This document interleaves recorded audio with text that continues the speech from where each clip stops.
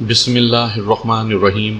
سامعین کرام، آپ سن رہے ہیں اردو کہانی تلاش، جس کے مصنف ہیں محمود احمد مودی، اور یہ اس سلسلے کی قسط نمبر 49 ہے۔ اسی دوران ایک بار پھر ایئر فون پر مجھے کیٹی کی آواز سنائی دی۔ او خبیث، رسیاں تو آہستہ باندھ، اور یہ اتنی سخت گریں لگانے کی کیا ضرورت ہے؟ میرے ہاتھ پاؤں توڑنے ہیں کیا؟ دیکھتی جاؤ، تمہارا کیا کچھ ٹوٹے گا۔ ذرا اس بندر کے بچے کو ہاتھ آ لینے دو جو تمہارے ساتھ تھا، کسی نے غرا کر کہا۔ جائے گا کہاں؟ اس وادی میں تو ہم کھوئی سوئی بھی ڈھونڈ نکالتے ہیں۔ اس احمق کو معلوم ہی نہیں کہ کس نے خزانے کی پٹھی پڑھا دی تھی، کیٹی نے جھلائی ہوئی آواز میں کہا، اور میں بھی اس کی باتوں میں آ کر اس کے ساتھ ماری جاؤں گی۔ حالانکہ اب مجھے اندازہ ہو گیا ہے کہ اگر یہاں کوئی خزانہ موجود بھی ہے تو ہمیں کم از کم 200-300 ساتھیوں کے ہمراہ اس وادی پر باقاعدہ حملہ کرنا چاہیے تھا۔ اس صورت میں بھی تمہارا زیادہ سے زیادہ ایک ہی آدمی اندر پہنچ پاتا، بشرط یہ کہ وہ بھی اتنا ہی پھرتیلا ہوتا جتنا یہ تھا۔ مردانہ آواز نے جواب دیا، باقی سب کے سب گولیوں سے چھلنی ہوتے، حتیٰ کہ تم نے بھی اگر فوری طور پر ہاتھ نہ اٹھا دیے ہوتے تو موت تمہارا بھی مقدر ہوتی۔ کیٹی ہولے سے کراہ دی۔ اسی لمحے بہت سی ملی جلی ناقابل فہم آوازوں کی بھن بھناہٹ سنائی دینے لگی، گویا ابھی میں کیٹی کے گلے میں موجود لاکٹ میں چھپے ہوئے ٹرانسمیٹر کے حلقہ عمل سے نکلا نہیں تھا۔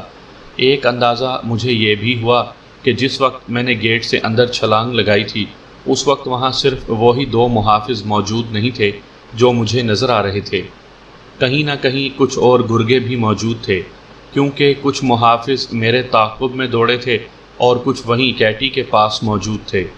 یہ محافظ بھی یقیناً عام سے آدمی نہیں تھے جو انگریزی بولتے تھے، وہ یقیناً حشمت علی خان کے خاص آدمیوں میں سے تھے۔ جن لوگوں کو میں نے کھیتوں سے آتے دیکھا تھا وہ انگریزی سے نابلد ہی نظر آتے تھے۔ جب آوازیں تقریباً معدوم ہو چکیں تو میں نے اپنے ڈھیلے ڈھالے کپڑوں کی بہت سی جیبوں میں سے ایک جیب کو ٹٹولا، اس سے ایک مخصوص ساخت کی چھوٹی سی فلیش لائٹ نکال کر میں نے روشن کر کے ایک مخصوص جگہ پر رکھ دی۔ اس کی روشنی دائرے کی صورت میں ایک محدود سی جگہ پر پڑ رہی تھی۔ میں نے اپنے لباس کے نیچے سینے پر بندھا ہوا ایک چپٹا سا ڈبہ نکال کر روشنی کے اس دائرے میں لا کر کھولا۔ اس ڈبے میں اسٹین گن کے پارٹس اور ایک مخصوص ساخت کا اسکریو ڈرائیور موجود تھا۔ یہ ایک عجیب اتفاق ہی تھا کہ جیسے ہی میں نے گن اسمبل کرنی شروع کی، اپنے ایئر فون پر بھی مجھے گن کا ہی تذکرہ سنائی دیا۔ کوئی دوسرا محافظ کیٹی سے کہہ رہا تھا، بڑی زبردست گن سینے سے لگا رکھی ہے، اور وہ بھی پارٹس کی صورت میں، ویسے تو بڑی معصوم بن رہی تھیں۔ میں نے کب معصومیت کا دعویٰ کیا ہے؟ کیٹی نے ترکی بترکی جواب دیا، میں یہاں خزانے کی تلاش میں آئی تھی، کسی کی سالگرہ کی تقریب میں شرکت کرنے کے لیے نہیں۔ تمہارا کیا خیال ہے کہ میں پھولوں کے ہار ساتھ لے کر آتی؟ میں نے اس گفتگو سے دھیان ہٹا لیا اور گن اسمبل کرنا شروع کر دیا۔ گن اسمبل کرنے میں مجھے صرف 1 منٹ اور لگا۔ اسے قمیض کے نیچے نیفے میں اڑس کر میں نے اپنے دیگر ہتھیار چیک کیے، وہ سب اپنی اپنی جگہ پر موجود تھے۔ فلیش لائٹ بجھا کر میں نے جیب میں ڈالی اور ایک سمت کا تعین کر کے دوڑ پڑا۔ جنگل کی تاریکی میں یوں بھاگتے ہوئے میں اپنے آپ کو زمانہ غار کا کوئی وحشی محسوس کر رہا تھا۔ وادی کی طرف سے وقفے وقفے اور مختلف فاصلوں سے سنائی دینے والی کچھ آوازوں سے اندازہ ہوتا تھا کہ سکوت اب درہم برہم ہو چکا ہے اور میری تلاش کی مہم زور پکڑتی جا رہی ہے۔ دوڑتے دوڑتے میں واپس جنگل کے اس حصے میں آ گیا جہاں سے سڑک اور سڑک کی پرلی طرف بکھرے ہوئے مکانات سے قریب تر رہ سکتا تھا کہ ادھر کیا ہو رہا ہے۔ میرا اندازہ درست ہی تھا، بستی کے چاروں کونوں پر ہی واچ ٹاور موجود تھے، اور سب سے جس طرح روشنی پھینکی جا رہی تھی اس سے گویا بستی کے گرد روشنی کا ایک متحرک حالہ سا قائم تھا۔ میں ایک درخت کے عقب سے کچھ دیر سڑک کا جائزہ لیتا رہا۔ اندر بستی میں یقیناً ہلچل شروع ہو چکی تھی۔ میں سڑک کے متوازی کچھ اور آگے چلا گیا۔ مجھے ایک ایسی جگہ کی تلاش تھی جہاں داخل ہونا بے حد دشوار نظر آئے تاکہ وہاں میری موجودگی کا شبہ نہ کیا جا سکے، اور اس جگہ کا تعلق اسی شخصیت سے ہوتا جس کے بارے میں میں سوچ رہا تھا، تو پھر سونے پر سہاگے والی بات ہوتی۔ مجھے مزید کئی فرلانگ کا فاصلہ طے کرنے میں کوئی دشواری پیش نہیں آئی۔ صرف ایک جگہ مجھے کچھ فاصلے پر ایک ٹولی آتی دکھائی دی۔ ان کے ہاتھوں میں رائفلیں تھیں اور وہ متلاشی نظروں سے ادھر ادھر دیکھتے جا رہے تھے۔ کبھی کبھی وہ گپ شپ کے سے انداز میں باتیں بھی کرنے لگتے تھے۔ ان میں سے چند کو میں نے کہا لگاتے بھی سنا۔ میرے لیے باعث حیرت یہ تھا کہ ان میں سے کوئی بھی جنگل کی طرف آنکھ اٹھا کر بھی نہیں دیکھ رہا تھا، جو چھپنے کے لیے بہترین جگہ تھی۔ پھر میں نے ان میں سے چند ایک کو بکھرتے دیکھا۔ وہ لوگ مختلف مکانوں کے دروازوں پر دستک دینے لگے، باقی آگے بڑھ گئے تھے۔ میں جنگل میں کچھ اندر چلا گیا اور اندازاً سڑک کے متوازی چلنے لگا۔ میں جب دوبارہ سڑک کے قریب نکلا تو مجھے ان میں سے کوئی نظر نہ آیا، البتہ کچھ فاصلے پر مجھے ایک مکان نظر آیا جو اپنے مقصد کے لیے مجھے بے حد موزوں معلوم ہوا۔ یہ مکان دیگر عام مکانوں کی قطاروں سے کچھ ہٹ کر تھا اور صرف پختہ ہی نہیں، خاصا طویل و عریض بھی تھا۔ ابھی تک پوری بستی میں مجھے یہی مکان ممتاز نظر آیا تھا، صرف اس لیے نہیں کہ وہ وسعت یا طرز تعمیر کے لحاظ سے اس کے مکینوں کی آسودہ حالی عیاں تھی، بلکہ کئی اور پہلوؤں سے بھی اس کی اہمیت میرے پیش نظر تھی۔ اس مکان کی چار دیواری زیادہ اونچی نہ تھی، مگر اس پر خاردار تاریں لگا کر اسے اونچا کیا گیا تھا۔ چار دیواری کے اندر خاصا وسیع چوطرفہ لون نما حصہ تھا۔ اصل عمارت اس کے وسط میں تھی، جو زیادہ بڑی نہیں تھی۔ اگر اس کے گرد و پیش پر قطع نظر اسے دیکھا جاتا تو وہ اوسط درجے کا ایک چھوٹا سا 2 منزلہ مکان تھا۔ طرز تعمیر کچھ جاپانی سا تھا۔ اصل عمارت تو اندھیرے میں ہی ڈوبی نظر آ رہی تھی، لیکن اس کے ارد گرد لون نما حصے پر خوب روشنی پھیلی ہوئی تھی، اور یہ روشنی برقی کمکموں کی پیداوار تھی۔ یہاں تو میں نے رات کے سکوت میں نہایت مدھم سی گھر گھراہٹ بھی سنی، جو غالباً کسی کیس میں بند جنریٹر کی تھی۔ سب سے خاص بات یہ تھی کہ اس مکان کے گیٹ پر 2 مسلح محافظ موجود تھے۔ جہاں میں موجود تھا وہاں سے مجھے لان کے بیشتر حصے اور اندرونی دروازہ بھی دکھائی دے رہا تھا۔ اس پر بھی 2 محافظ موجود تھے۔ میں چند منٹ وہاں کھڑا صورتحال کا جائزہ لیتا رہا۔ مکان کے عقب سے مجھے 2 اور محافظ بھی آتے دکھائی دیے۔ ان کے انداز سے ظاہر ہوتا تھا کہ وہ اصل عمارت کے گرد چکر لگا رہی ہیں۔ اندرونی دروازے پر تعینات محافظوں کے قریب رک کر انہوں نے رازدارانہ انداز میں کچھ باتیں کی، پھر آگے بڑھ گئے۔ سب سے پہلا مسئلہ گیٹ پر موجود محافظوں کا صفایا تھا۔ بہرحال اس فیصلے پر تو میں پہنچ ہی چکا تھا کہ میری مہم کا پہلا مرحلہ اسی مکان میں داخل ہونا تھا۔ غالباً یہ وہی مکان تھا جس کی مجھے تلاش تھی۔ کیٹی کی آواز وقفے وقفے سے مجھے اب بھی ایئر فون پر سنائی دے جاتی تھی۔ وہ جان بوجھ کر اس طرح مکالمہ کرتی تھی کہ مجھے صورتحال کا کافی حد تک اندازہ ہوتا رہے۔ اس وقت تک مجھے یہی اندازہ ہو پایا تھا کہ اسے کہیں لے جانے کے لیے فی الحال باندھ کر کسی کیبن نما کمرے میں بٹھا دیا گیا تھا۔ میں نے گیٹ پر موجود محافظوں اور اپنے درمیان حائل فاصلے کا جائزہ لیا۔ مجھے امید نہیں تھی کہ اتنے فاصلے پر میری ڈارٹ گن کی سوئیاں انہیں ہلاک کر سکیں گی، البتہ اگر میں اس درخت کے عقب میں پہنچ جاتا جو عین سڑک کے درمیان ہی موجود تھا، تو سوئیوں کا مؤثر طاقت کے ساتھ ان تک پہنچنا اور جسم میں پیوست ہونا ممکن تھا۔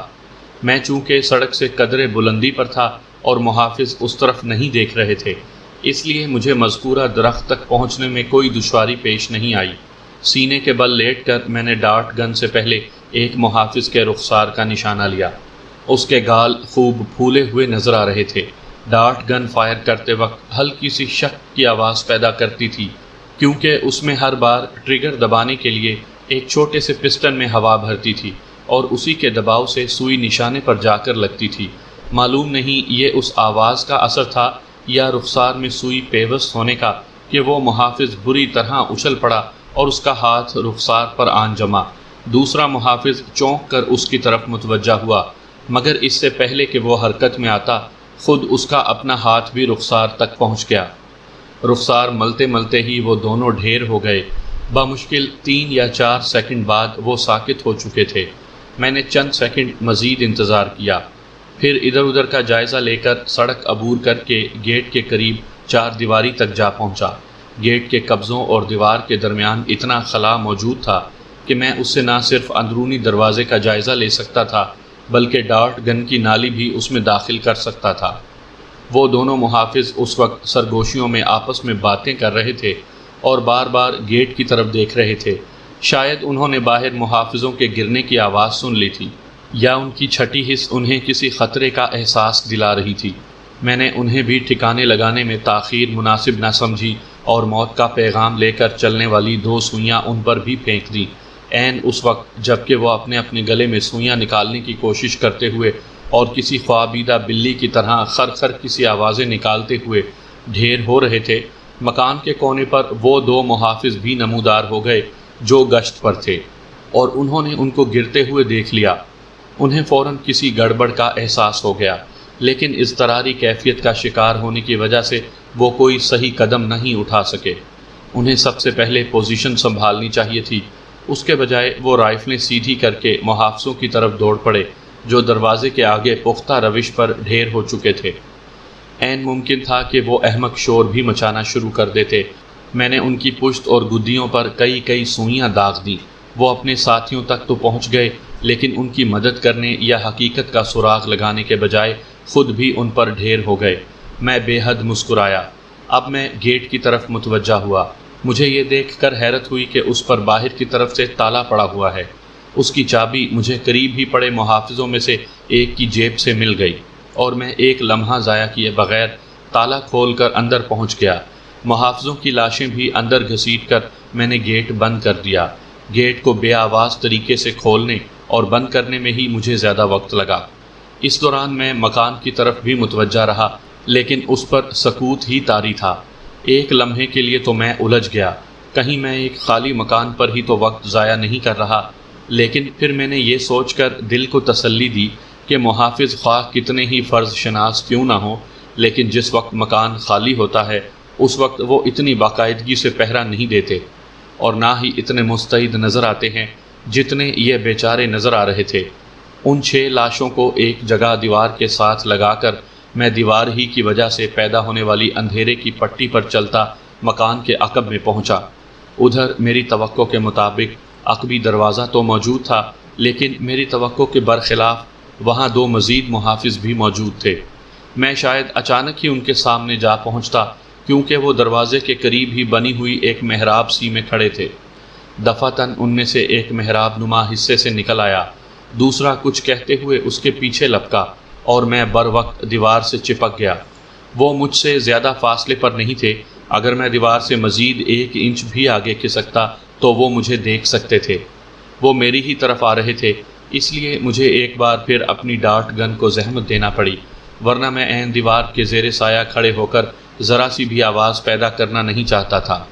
ان میں سے ایک نے کچھ اس قسم کی آواز نکالی جیسے اپنے ساتھی سے کہنا چاہتا ہو، دیکھ، میں نہ کہتا تھا کہ کوئی گڑبڑ ضرور ہے۔ اس نے اپنے کندھے سے رائفل بھی اتارنے کی کوشش کی، لیکن اس کا یہ عمل ادھورا رہ گیا۔ سوئیاں واقعی اتنی سریع الاثر تھیں جیسے سائنائڈ کسی چیز میں ملائے بغیر براہ راست زبان پر رکھ لیا گیا ہو۔ میں دل ہی دل میں ڈارٹ گن کے موجد کو داد دیے بغیر نہ رہ سکا۔ تقریباً 3 منٹ میں اس مکان کی حدود میں 8 لاشیں گر چکی تھیں، مگر سکون ذرا بھی متاثر نہیں ہوا تھا۔ اس لحاظ سے یہ چیز مجھے اس اسٹین گن سے بھی زیادہ فائدہ مند محسوس ہوئی تھی جو میں نے شلوار میں اڑس رکھی تھی، اور جو جھکتے وقت مجھے خاصی تکلیف دہ حد تک چبھ رہی تھی۔ بہرحال اسٹین گن کا یہ فائدہ ضرور تھا کہ وہ مارتی بھی تھی اور دہشت زدہ بھی کرتی تھی۔ ڈارٹ گن کا استعمال بہرحال محدود تھا، ہر جگہ وہ کام نہیں دے سکتی تھی۔ ان دونوں لاشوں کو بھی دیوار کے ساتھ لگانے کے بعد میں عقبی دروازے پر پہنچا۔ اب میں نے ڈارٹ گن جیب میں رکھ لی اور اس ہاتھ میں موبرگ نکال کر تھام لیا تھا جو اب تک میری پنڈلی سے بندھا ہوا تھا۔ دوسرے ہاتھ میں نے اپنا وفادار خنجر سنبھال لیا۔ اس کے بعد میں نے محتاط اندازے میں ایک طرف کو رہتے ہوئے جوتے کی نوک سے دروازے پر ہلکا سا دباؤ ڈالا۔ دروازہ کھلا تھا، اندر بلا کا اندھیرا تھا، جیسے موت منہ کھولے کھڑی ہو۔ دروازہ کافی حد تک وا کرنے کے بعد میں دیوار سے چپکا کھڑا رہا، لیکن کوئی رد عمل ظاہر نہ ہوا۔ تب میں نے اندر قدم رکھ دیا اور دروازے کے قریب ہی دروازے سے چپک گیا۔ مزید چند لمحے انتظار کے بعد میں نے دروازہ آہستگی سے بند کر دیا۔ میری حسیات مجھے بتا رہی تھی کہ اس کمرے میں کوئی نہیں ہے، فرنیچر نام کی بھی کوئی چیز وہاں نہیں تھی۔ میں دیوار ہی کے ساتھ رگڑ کھاتا ایک اور دروازے تک پہنچا، یہ بھی مجھے کھلا ہی ملا، لیکن جیسے ہی میں اس کمرے میں داخل ہوا لائٹ آن ہو گئی۔ مجھے کمرے میں قدم رکھتے ہی احساس ہو گیا تھا کہ یہاں کچھ ہوگا، لیکن اس وقت تک میں بہرحال قدم رکھ چکا تھا۔ فوری طور پر میں گھٹنوں کے بل گر گیا، لیکن اسی لمحے ایک مدھم سی آواز سنائی دی جسے سرگوشی بھی نہیں کہا جا سکتا تھا، لیکن نہ جانے کیوں مجھے محسوس ہوا کہ اسے میرے علاوہ کوئی سن بھی نہیں سکتا تھا۔ یہ آواز تضادات کا مجموعہ تھی، اس میں موسیقیت بھی تھی اور کچھ کھردرا پن بھی، التجا بھی تھی اور اندیشہ بھی۔ نہایت شستہ انگریزی میں کہا گیا تھا، جلد بازی میں کچھ مت کر بیٹھنا۔ مجھے ہتھیار پھینکنے کا حکم نہیں دیا گیا تھا، اس لیے میں نے اندھا دھند کچھ کر گزرنے کے بجائے ذرا بہتر طور پر اس شخصیت کا جائزہ لینے کو ترجیح دی جس کی زبان سے یہ الفاظ نکلے تھے۔ وہ ایک عجیب و غریب عورت تھی، عجیب و غریب اس لحاظ سے کہ آواز کی طرح اس کی شخصیت بھی تضادات کا مجموعہ تھی۔ کہنے کو تو وہ عورت تھی، مگر اس کا قد شاید 6 فٹ سے کسی طرح بھی کم نہیں تھا۔ اس کے ہاتھ پیروں سے بیک وقت مضبوطی بھی عیاں تھی اور نزاکت بھی۔ اس کی بڑی بڑی خوبصورت آنکھوں میں شفقت اور مہربانیوں کے سائے بھی تھے اور سنگ دلی و نامہربانی کی کرختگی بھی۔ تاہم اس میں کوئی شک نہیں تھا کہ مجموعی طور پر وہ ایک بے پناہ خوبصورت عورت تھی۔ ملیح رنگت کتابی چہرہ، رخساروں کی ہڈیاں کچھ ابری ہوئی تھیں، لیکن لمبی پلکوں سے مزین بڑی بڑی سیاہ آنکھوں کی وجہ سے ہڈیوں کا ابھار بے حد خوبصورت معلوم ہو رہا تھا۔ اس کے ترشے ہوئے رسیلے ہونٹوں کے گوشوں پر خفیف سا کھچاؤ تھا جو اس کی طبیعت میں چھپی ہوئی صفاکی کی نشاندہی کرتا تھا۔ اس کے بال کٹے ہوئے تھے اور بے ترتیبی سے اس کی پیشانی پر جھکے ہوئے تھے، لیکن اس بے ترتیبی نے اس کے حسن اور دلکشی میں اضافہ کیا ہوا تھا۔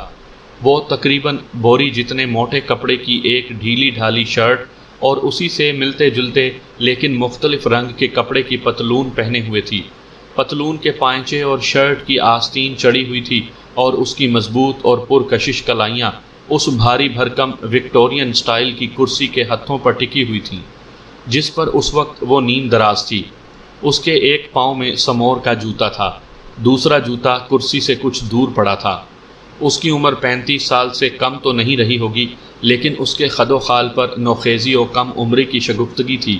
صرف اس کی آنکھوں کی پختگی اور جسمانی اٹھان اس شگفتگی کا ساتھ نہیں دے رہی تھی، ورنہ وہ بے حد کم عمر لڑکی معلوم ہوتی، لیکن خصوصیات کا تضاداتی ملاپ بھی بے حد خوبصورت اور حیران کن تھا۔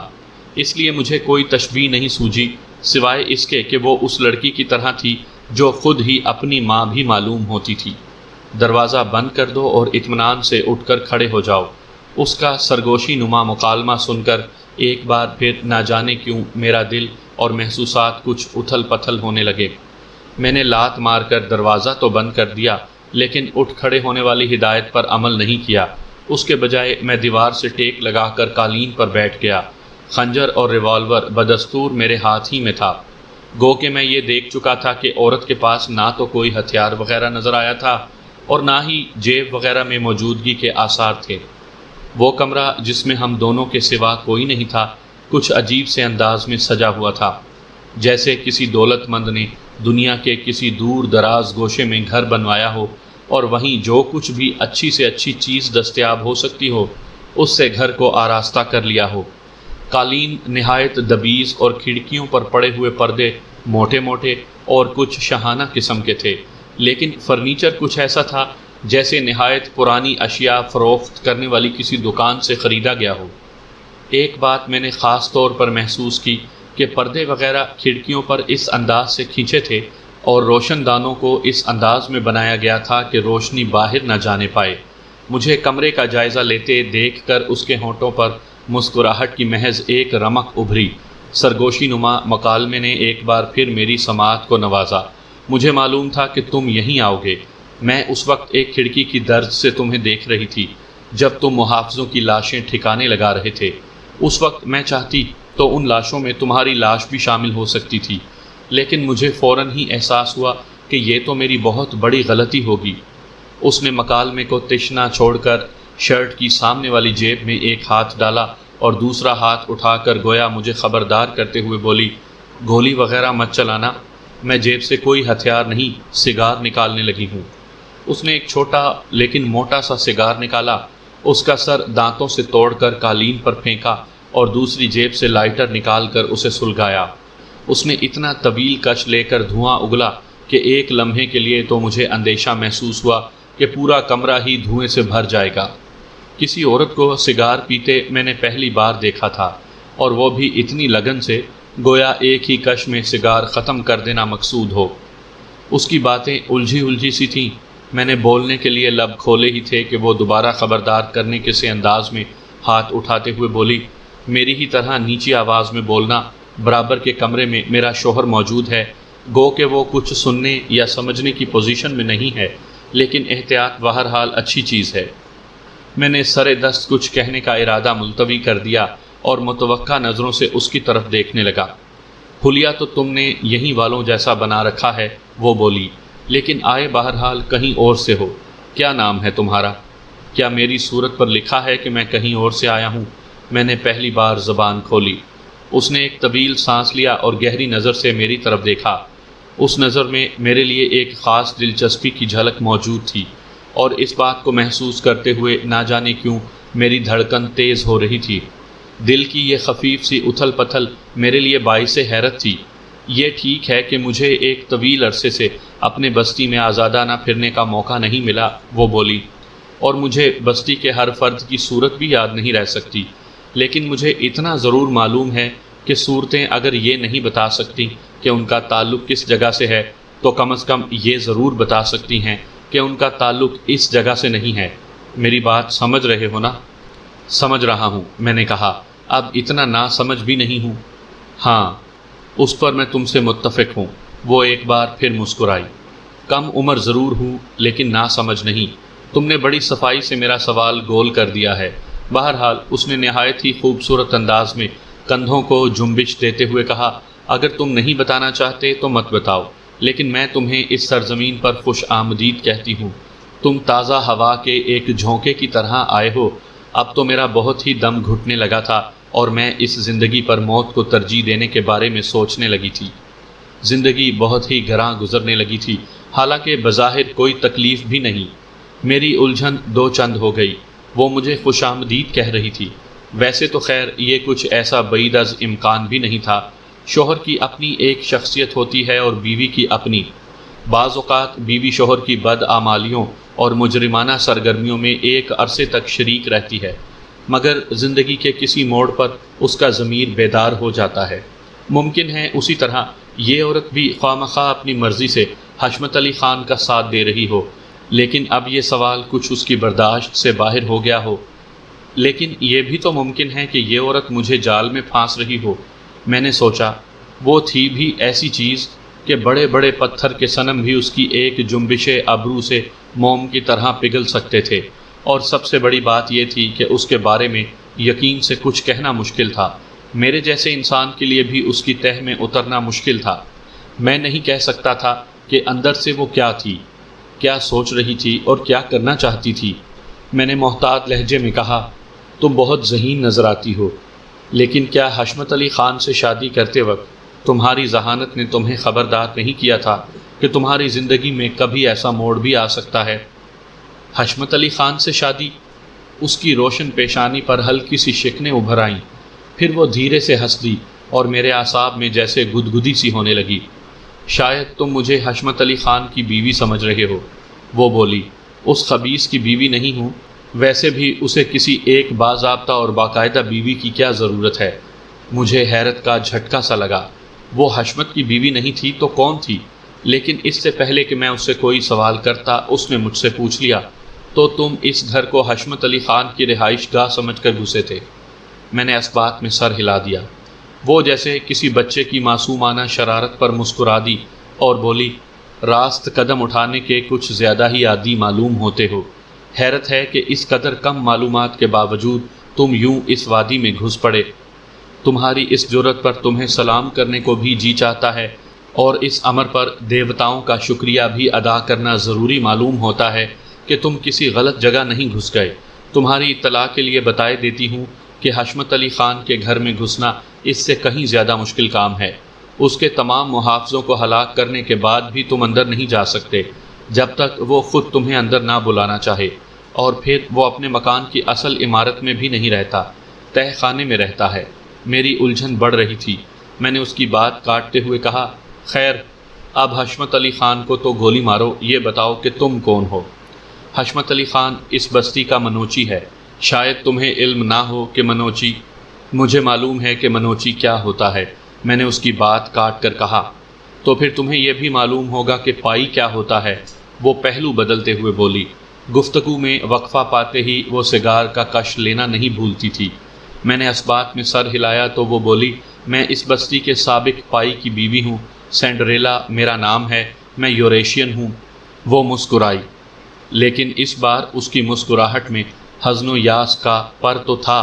ایک تو وہ بچوں کی کہانیوں والی سینڈریلا تھی جس کی جوتی کھو گئی تھی، میں وہ سینڈریلا ہوں جس کا سب کچھ ہی کھو گیا تھا۔ اوہ، میں نے ایک طویل سانس لیا۔ اب بات صاف ہو گئی تھی، وہ سابق پائی کی بیوی تھی جسے غالباً زبردستی سابق بنا دیا گیا تھا۔ میرے خیال میں تو پائی کی بیوی کو ایک سیدھی سادی ان پڑھ پہاڑی عورت ہونا چاہیے تھا۔ میں نے خیال ظاہر کیا، تم تو بہت ہی اونچی مخلوق ہو، انگریزی بھی نہایت عمدہ بولتی ہو۔ میں آکسفورڈ کی پڑھی ہوئی ہوں، وہ بالوں میں انگلیاں پھیرتے ہوئے بولی۔ میں ہی نہیں، پائی بھی آکسفورڈ کا پڑھا ہوا ہے۔ وہ کوئی معمولی آدمی نہیں، اس کا خاندان صدیوں سے اس قبیلے کا سردار چلا آ رہا تھا، جس کا بہت قلیل سا حصہ اس وادی میں آ کر آباد ہوا تھا۔ بعد میں معلوم نہیں یہاں کون کون آ کر گھس گیا، بہت گند پڑ گیا یہاں، ہماری پرسکون زندگی میں زہر گھلتا گیا۔ کچھ تفصیل سے بتاؤ، میں نے فرمائش کی۔ تفصیل میں کیا رکھا ہے، وہ سر کو خفیف سا جھٹکا دے کر بولی، اختصار میں بھی بات وہی ہے۔ 3 سال پہلے تک پائی ہی بستی کا سردار تھا، منوچی کی حیثیت رسمی سی ہوتی تھی، وہ ایک طرح کا مذہبی رہنما ہوتا تھا۔ پائی اگر ضروری سمجھتا تھا تو کسی معاملے میں اس سے مشورہ کر لیتا تھا، لیکن اس کے مشوروں پر عمل کرنے کا پابند نہیں ہوتا تھا۔ تاہم وہ اپنی ہر دل عزیزی اور مقبولیت ثابت کرنے کے لیے سال میں 1 مرتبہ رائے شماری کروا لیتا تھا۔ تاہم وہ رائے شماری کے نتائج کو بھی تسلیم کرنے کا پابند نہیں ہوتا تھا، اس سے اسے صرف اپنی مقبولیت کا اندازہ کرنے میں مدد ملتی تھی۔ اگر وہ محسوس کرتا تھا کہ اس کی مقبولیت کم ہو رہی ہے تو وہ اپنی اصلاح کے لیے ضروری اقدامات کرتا تھا، مشیروں کی خدمات حاصل کرتا تھا۔ لیکن اس نے متفکرانہ سی نظروں سے اپنے سگار کو دیکھا جو کافی مختصر ہو چکا تھا، لیکن ابھی وہ اس کا پیچھا چھوڑنے پر قطعی تیار نظر نہیں آتی تھی۔ حسب عادت ایک طویل کش لے کر اس نے سلسلہ کلام جوڑا، لیکن پھر نہ جانے کس طرح حشمت علی خان یہاں آیا اور منوچی بن بیٹھا، اور پھر ہر چیز الٹ ہوتی گئی، وادی کی آبادی بہت بڑھ گئی۔ پھر یہاں حشمت علی کا باپ شرافت علی بھی آ گیا۔ انہوں نے طاقت کے ذریعے پائی کو ایک طرف بٹھا دیا۔ صرف طاقت ہی نہیں، انہوں نے کچھ اور حربے بھی استعمال کیے۔ پائی کے اصل اختیارات شرافت علی کے پاس چلے گئے۔ یہاں عجیب عجیب دھندے ہونے لگے، عجیب عجیب ساز و سامان آنے لگا۔ اقتدار اعلیٰ منوچی کے پاس چلا گیا اور پائی کی حیثیت رسمی سی ہو کر رہ گئی۔ رائے شماری کی رسم بھی ختم ہو گئی۔ پائی کا وجود بھی شاید محض اس لیے باقی رکھا گیا کہ وہ مٹھی بھر لوگ جو قدامت پسند سمجھے جاتے تھے، روایت پرست ہیں اور قدیم اقدار کو سینے سے لگائے رکھتے ہیں، کوئی شور برپا نہ کر دیں۔ بغاوت خواہ تھوڑے سے ہی آدمی کریں، بہرحال خطرناک ہوتی ہے۔ وہ کش لینے کے لیے خاموش ہوئی تو میں نے کہا، پائی کو اپنی ذات اور اپنے قبیلے کے اس شر سے بچانے کے لیے جد و جہد کرنی چاہیے تھی۔ جد و جہد؟ وہ ایک بار پھر قدرے مغموم سے انداز میں مسکرائی اور اٹھ کھڑی ہوئی۔ اب اس کا حسن اور دلکشی کچھ اور نمایاں ہو گئی۔ اس کا لباس عمدہ نہیں تھا، مگر اس کا جسم دلکشی کے لیے گویا کسی بھی لباس کا محتاج نہیں تھا۔ اس کے نقوش کا اگر الگ الگ جائزہ لیا جاتا تو شاید وہ کوئی ایسی بے مثال محسوس نہ ہوتے، لیکن انہوں نے مل جل کر گویا اسے لاکھوں میں ایک بنا دیا تھا۔ اس کا چہرہ میک اپ سے بے نیاز تھا، لیکن اس کی رنگت کی ملاحت، ہونٹوں کا رسیلا پن اور آنکھوں کے قدرتی ڈورے ہزار آرائشوں پر بھاری تھے۔ میرے ساتھ آؤ، وہ سگار کے ٹوٹے کو انگلی اور انگوٹھے کے درمیان گھماتے ہوئے بولی، لیکن تم دروازے کے پیچھے ہی رہنا اور ذرا دور سے ہی پائی کا دیدار کرنا۔ اس نے پچھلی دیوار میں موجود ایک دروازہ کھولا۔ میں اس کے پیچھے تھا۔ اس کے تراشیدہ بالوں یا پھر شاید اس کے جسم سے ایک عجیب سی مہک اٹھ رہی تھی۔ اس نے مجھے دروازے ہی پر رکنے کا اشارہ کیا اور اسے تھوڑا سا کھلا چھوڑ کر کمرے میں چلی گئی۔ اس کمرے میں مدھم اور خوابناک سی روشنی پھیلی ہوئی تھی جو جلد ہی تیز روشنی میں تبدیل ہو گئی، اور تب میں نے دیکھا کہ وہ بیڈ روم تھا جس میں سینڈریلا داخل ہوئی تھی۔ اس کمرے میں آرائش بھی کچھ جدید تھی اور کچھ قدیم۔ کسی چیز کو دیکھ کر عمارت اور خوشحالی کا، اور کسی چیز کو دیکھ کر غربت اور افلاس کا احساس ہوتا تھا۔ کچھ عجیب تضادات کا سا مجموعہ تھا وہ کمرہ۔ ایک طرف دیوار کے ساتھ پرانی طرز کا ایک ڈبل بیڈ لگا ہوا تھا جس پر شب خوابی کے لباس میں گاؤ تکیے کے سہارے ایک شخص دراز تھا۔ اس نے غالباً تیز روشنی محسوس کرتے ہوئے آنکھیں کھولی تھیں، یا یوں کہنا چاہیے کہ کھولنے کی کوشش کی تھی، لیکن اس میں کچھ زیادہ کامیاب نہیں ہو رہا تھا۔ عجیب گولائی لیے ہوئی سی آنکھیں تھیں اس کی، ان میں کچھ زیادہ ہی نمی تیر رہی تھی۔